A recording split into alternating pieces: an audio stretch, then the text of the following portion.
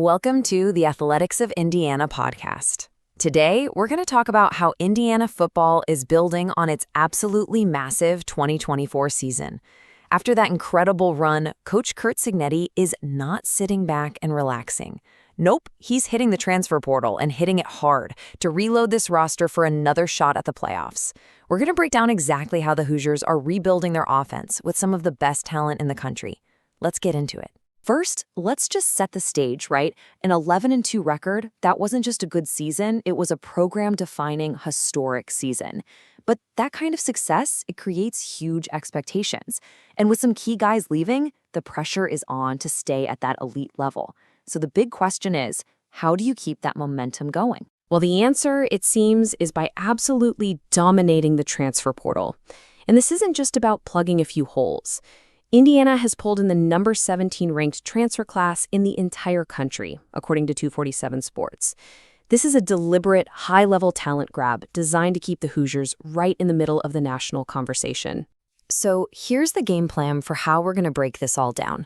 We'll start with the big picture strategy, reloading, not rebuilding. Then we'll meet the new quarterback, the new field general. We'll check out the totally revamped backfield, see the new weapons in the passing game, and wrap it all up with the big guys up front who make everything go.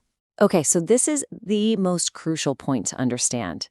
This is not a rebuild, it's a reload. After a season that had them in the college football playoff hunt, Coach Cignetti is using the portal to bring in guys who are experienced, who are proven, and who can make an impact from day one. The goal is crystal clear. Get right back to competing for a title. And the sheer scale of this is just massive.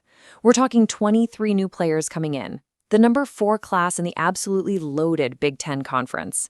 And that last point, that's the real kicker. 14 of them are already on campus for spring ball. That tells you everything you need to know about the urgency here. They want this new group ready to roll for 2025. Any reload like this has to start at the most important position on the field. With Kurtis Rourke gone, finding a new leader under center was priority number 1. And boy, it looks like they found their guy. So let's meet him, Fernando Mendoza. And listen, calling him a cornerstone addition is not an exaggeration. Coming over from Cal, 247 Sports had him ranked as the second best quarterback available in the entire transfer portal. This is an absolutely huge get for the Hoosiers. Now, here's where it gets really, really interesting when you look at the numbers. Yeah, 3,000 passing yards in a season is great. But look at that last number, 41 sacks. He was running for his life behind a shaky O-line at Cal, and he still managed to be incredibly productive. So you gotta ask, what could this guy do with some actual protection? And that's exactly the bet Indiana is making. You take his quick release, his ability to move, and you put him behind what should be a much, much stronger offensive line.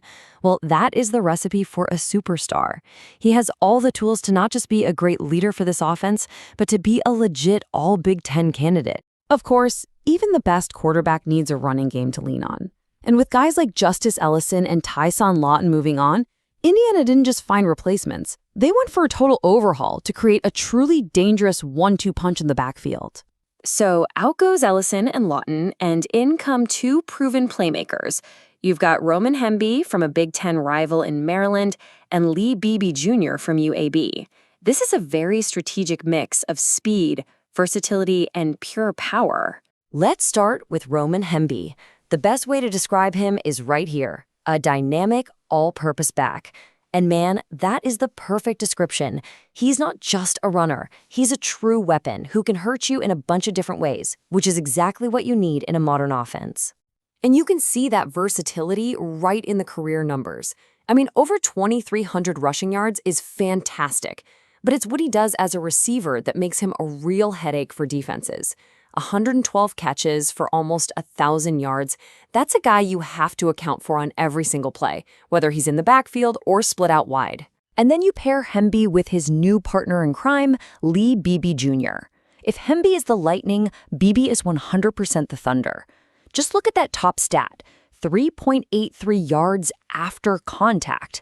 That means he's a bowling ball who's just constantly breaking tackles and grinding defenses down. You put these 2 guys together, that is a formidable duo that will wear teams out.